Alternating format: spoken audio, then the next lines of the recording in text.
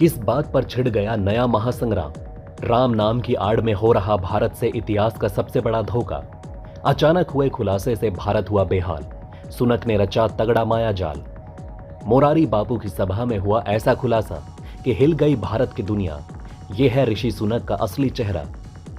बना दिया 150 करोड़ भारतीयों को बेवकूफ। विश्व गुरु की भयंकर हुंकार के आगे ब्रिटेन होने वाला है ढेर। सच्चाई का खुलासा होते ही सामने आया ब्रिटेन का काला चेहरा।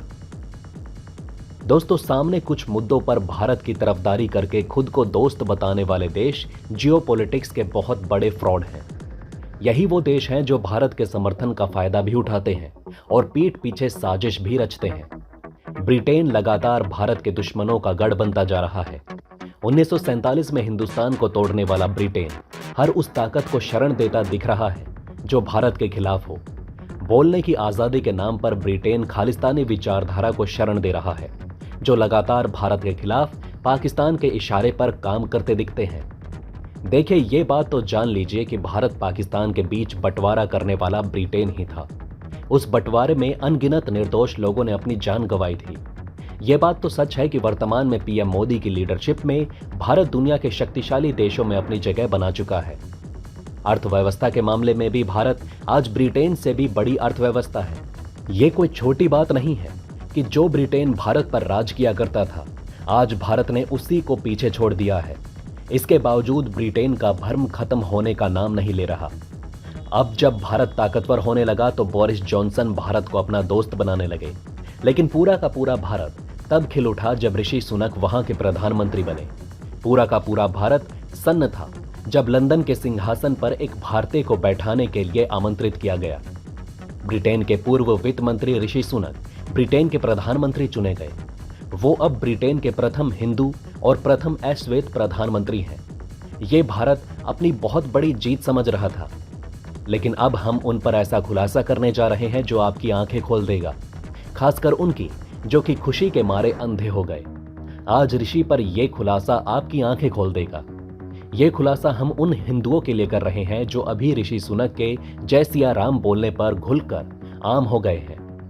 दरअसल दोस्तों, आपको बता दें कि सुनक भारतीय स्वतंत्रता दिवस पर मंगलवार को आध्यात्मिक गुरु मोरारी बापू की रामकथा में शरीक हुए। ये रामकथा इंग्लैंड स्थित कैम्ब्रिज यूनिवर्सिटी में आयोजित की गई थी। यहाँ मंच पर आते ही ऋषि सुनक ने सबसे पहले जय सिया राम का नारा लगाया। उसके बाद उन्होंने कहा कि मैं यहाँ प्रधानमंत्री के रूप में नहीं बल्कि एक हिंदू के रूप में हूँ। ऋषि का ये बयान इस वीडियो के अंत तक याद किए रहिएगा, क्योंकि सारा खेल इसी से उलझा है। ऋषि सुनक ने अपने हिंदू होने पर बहुत कुछ कहा, उस पर हम नहीं जाएंगे, लेकिन आज इस बात का एक तगड़ा विश्लेषण करना इसलिए जरूरी है कि इतनी गहरी साजिश में भारत को फंसाया जा रहा है। देखिए, ब्रिटेन में इन दिनों भारत विरोधी तत्व खूब फल फूल रहे हैं। हाल ही में ब्रिटिश मीडिया कंपनी बीबीसी की भारत विरोधी डॉक्यूमेंट्री और ब्रिटेन में पनप रहे भारत विरोधी खालिस्तान के अभियान इसके प्रमुख उदाहरण हैं। बीबीसी का ये प्रोपेगेंडा मोदी को डिफेम करने के लिए नहीं बल्कि भारत को डिफेम करने के लिए था। इन दोनों ही घटनाक्रमों में भारत और ब्रिटेन के संबंधों की डोरी को बहुत ही कमजोर करने का कार्य किया गया। भारत के लोग जिस तरह सोच रहे थे कि ऋषि के पीएम बनते ही दुनिया ही बदल जाएगी, ब्रिटेन पर भारत का राज हो जाएगा, भारत मजबूत हो जाएगा, हमारी दोस्ती मजबूत हो जाएगी, ऐसा खाक कुछ नहीं हुआ, बल्कि संबंध बिगड़ते ही जा रहे हैं। और ऐसा हमने पहले भी कहा था।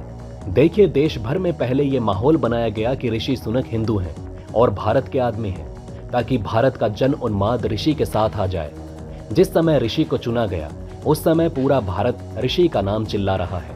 अब ब्रिटेन में भारतीय जितनी बड़ी आबादी किसी की नहीं। ऋषि ने अपने हिंदू होने का और भारतीय होने का जमकर फायदा उठाया और इस कार्ड को वो खेलते रहना चाहते हैं। अब आपका सवाल ये होगा कि ऋषि भला ऐसा क्यों करेंगे? पूरी दुनिया भारत को एक वैश्विक शक्ति के रूप में उभरते हुए देख रहा है। आर्थिक हो या कूटनीतिक या फिर सामरिक, हर स्तर पर भारत बहुत तेजी से आगे बढ़ रहा है। भारत की इस गति से बढ़ते वर्चस्व को देखकर दुनिया के कई देश भारत से हाथ मिलाना चाहते हैं। जिन देशों के साथ भारत के रिश्ते बेहद मजबूत हैं, वो देश इन रिश्तों को और ज्यादा मजबूती देना चाहते हैं, जिससे कोई अन्य देश आकर इनकी जगह ना ले ले। ऐसे में आज के धमाके ने जो धुआं उड़ाया है, उससे पूरी दुनिया सकते में आ गई। इसी वजह से बात भारत और ब्रिटेन के एफटीए को लेकर बहुत तेज हो गई है।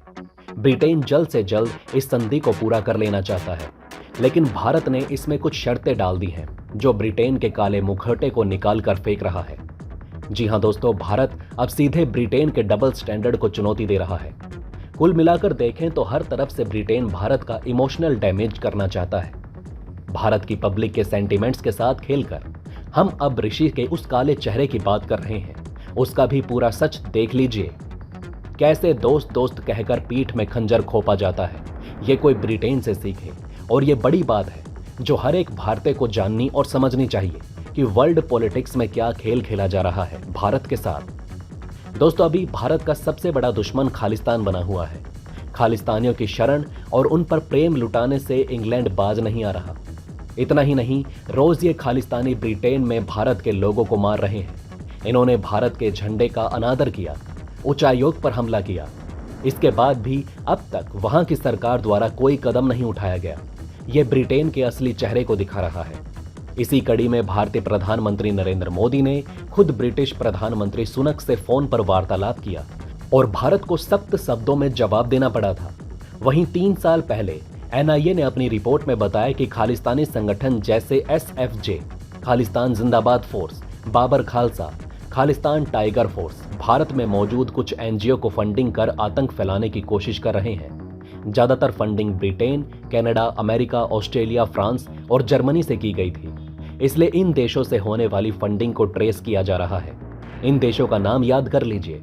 आज से इनको दोस्त मत बोलिएगा।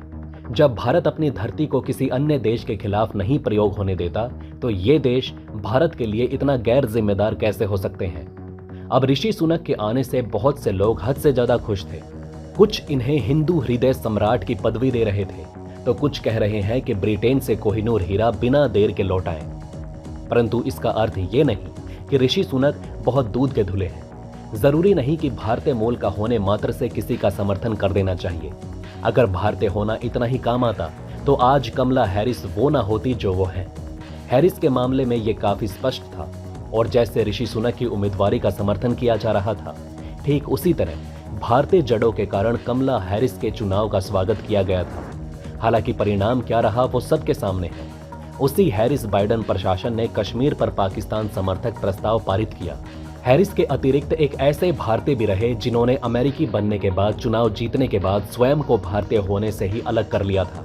ऐसे में ऋषि सुनक के प्रधानमंत्री बनने मात्र से यह सुनिश्चित नहीं होगा कि भारत और यूके में सब चंगा से। दोस्तों, अब आप हमें कमेंट सेक्शन में बताएं कि क्या आपको ये बातें पहले से पता थी। अगर नहीं तो इनमें से कौन सी बात आपको सबसे ज्यादा इंटरेस्टिंग लगी, और कमेंट बॉक्स में जय हिंद लिखना ना भूलिएगा। तो दोस्तों, हमारे इस वीडियो में हमने आपको बहुत सी बातें बताने की कोशिश की। अगर आपको हमारी ये कोशिश अच्छी लगी हो तो प्लीज लाइक करें इस वीडियो को, और इसी तरह की और जानकारी पाने के लिए सब्सक्राइब करें हमारे चैनल को। जितना हो सके इस वीडियो को शेयर करना ना भूलें। जय हिंद, जय भारत।